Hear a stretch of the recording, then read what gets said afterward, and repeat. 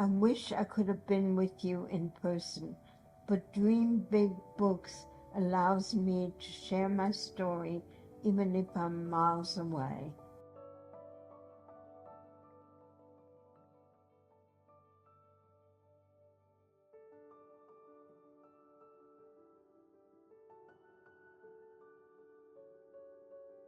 My older sister Leah and I loved playing outside, carefree in the garden across from our house. When we were 4 and 5 years old, our parents tried to shield us from the darkness that was coming. In 1937, we could feel a sense of change was looming over us like a dark cloud in the sky. As darkness descended over Germany, we knew the Nazi soldiers were bad people. One day, as the soldiers walked by our house, we made funny faces at them. My mother was horrified and made sure we knew how dangerous the soldiers really were. Our innocence was taken from us that day, and we knew we had to be good girls. My father was a successful businessman. Like many other Jewish families, I would get so excited when I heard his motorcycle coming down the street after work. I would run outside to give him a warm hug. As the Nazis took control, these businesses were taken away from the Jewish owners. In addition to taking businesses away, Jewish kids were no longer allowed to go to school. We felt humiliated and didn't really understand why we couldn't go to school with our friends. They wouldn't play with us, and some of them even made fun of us. November 9, 1938 was the night my life changed forever. Kristallnacht, the night of broken glass. While we were eating dinner, 2 Nazi soldiers broke into our house with axes and broke everything in our house. Glass was everywhere. They then took away my father and grandfather. The only thing that survived was the yahrzeit candle from my grandmother. This was all done because we were Jewish. The soldiers took my grandfather away, leaving behind the engineering shop he owned, where he would repair trains. Little did I know as a little girl that trains would become a recurring theme in Jews' lives throughout World War II.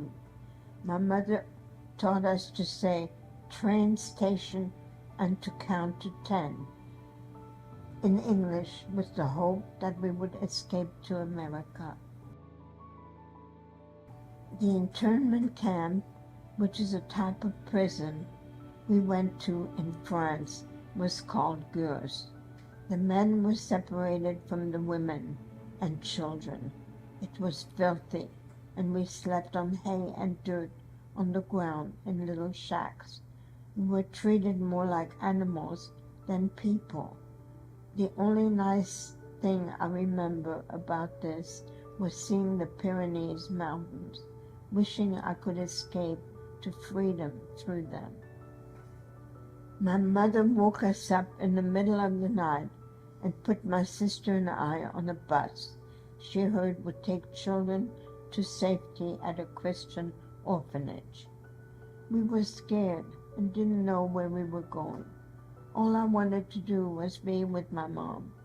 I remember crying. She somehow knew that our only chance for survival was to put us on a bus that was secretly run by a French group known as the Agency of the Rescue of Children. The bus took us to a castle called Chateau de Marjolier in France. We were very scared when we arrived and cried a lot. They put us in the basement so no one would hear us.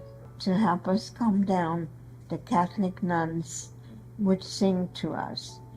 One of the songs was a French nursery rhyme called Frère Jacques.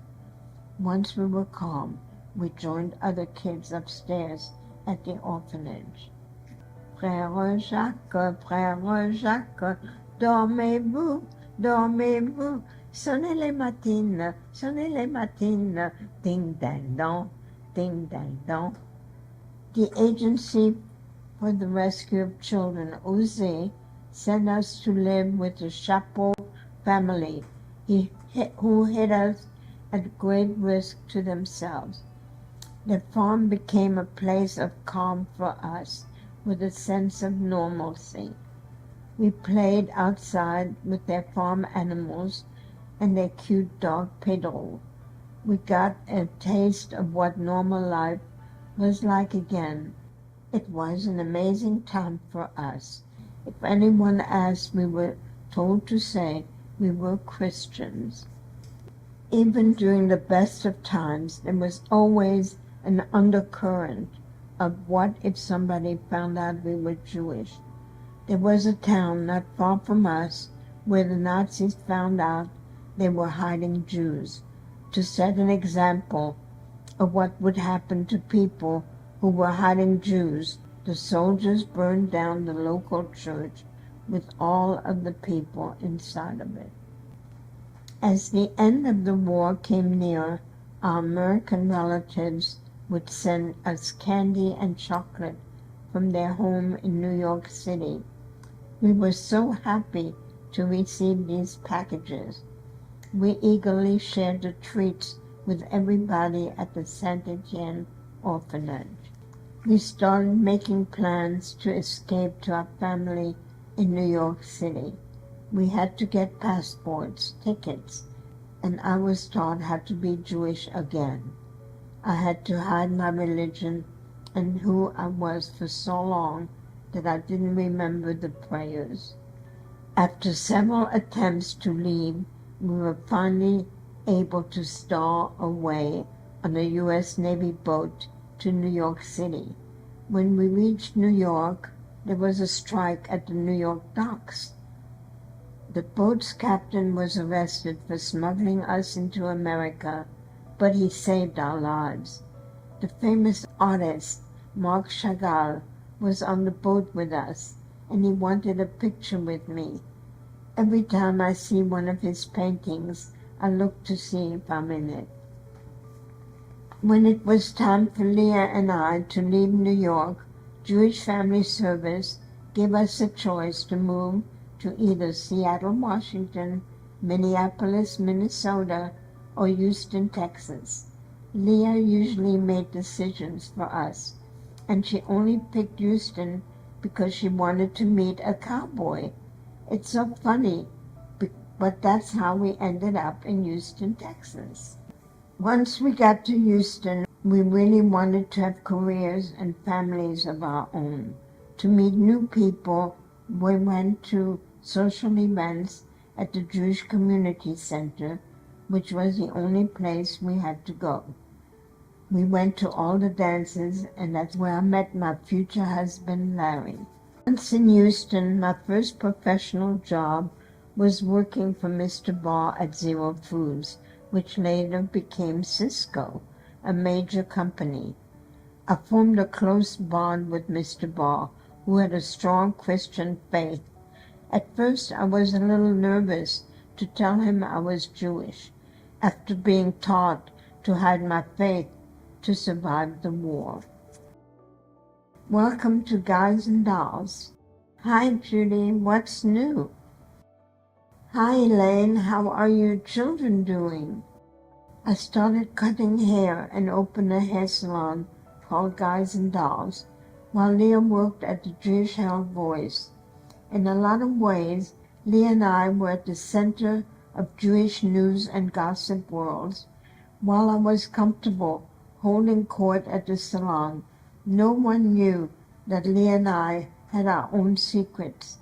Looking back, my time at the salon probably prepared me to be comfortable telling my own story. In 1981, Leah and I received an invitation from the Holocaust Committee in Washington, D.C. to go to Israel for a Holocaust survivors reunion. I was hesitant to go and face the past, but Leah was determined that we would go. Steinfeld compiled a list of all the names, birthplaces, and dates of the Jews who were taken out of France. I was able to find my parents' name on page 264. It said they were killed in Auschwitz on September 9, 1942, 4 years before Leah and I arrived in the U.S. I also learned that 1.5 million Jewish children were killed by the Nazis. I had always wondered why there weren't more survivors of my age. Now I had my answer.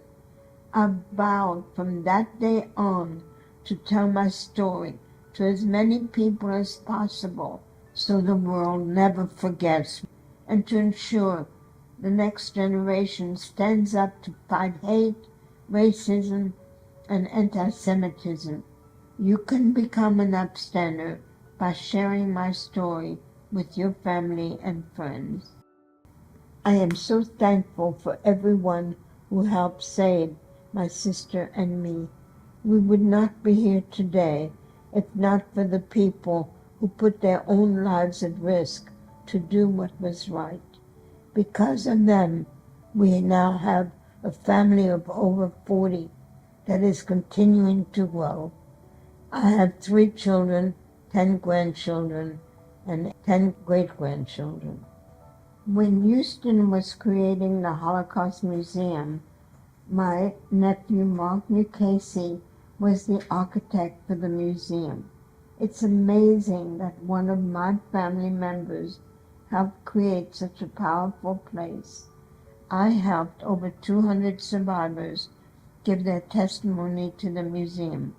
I visit the museum weekly to tell my story to kids and adults, and I'm excited to have shared it with you through this book. Stop by and visit me. Please ask your teacher or your parents if you want Dream Big or myself, Ruth Steinfeld, to come to your school.